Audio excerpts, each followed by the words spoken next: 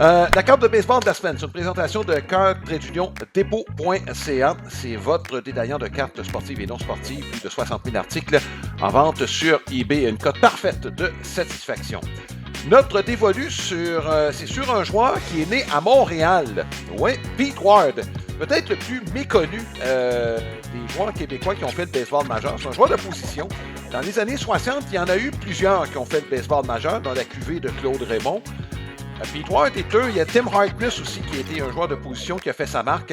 Ward, très jeune par contre, a suivi son père qui a déménagé de Montréal, ça c'est après la Deuxième Guerre mondiale, jusque dans l'Ouest américain. C'est là où il a vécu principalement.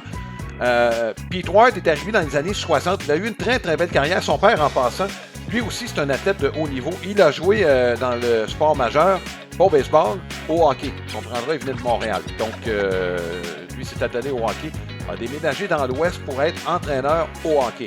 Quant à Pete Ward, écoute, c'est un joueur de troisième but qui a eu une très très belle carrière courte avec les White Sox de Chicago. Son MPP+, pour l'ensemble de sa carrière, de 62 à 70, 115. C'est pas très spectaculaire comme MPP global, vous allez me dire, 747. Il y a deux facteurs, Marc. Le Comiskey Park, le vieux Comiskey Park, était un cimetière de frappeurs. Puis dans les années 60, tu as déjà vu aussi les années 60, Marc, c'était pas les meilleures années pour les frappeurs. Avec le monticule qui était à 15 pouces là, au-dessus du sol.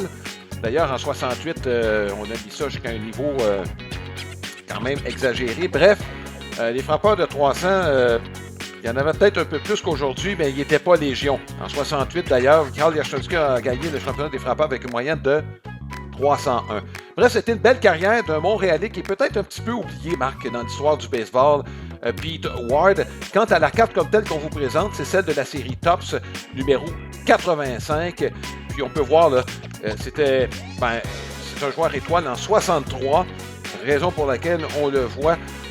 Ici, c'était au début de sa carrière comme joueur avec les White Sox de Chicago, comme je le mentionnais, troisième but. 2 saisons de 20 circuits. C'était à ses 2 premières saisons dans le baseball majeur. Deuxième comme recrue de l'année en 1963. C'est notre portrait de la semaine dans le cadre de notre carte de la semaine.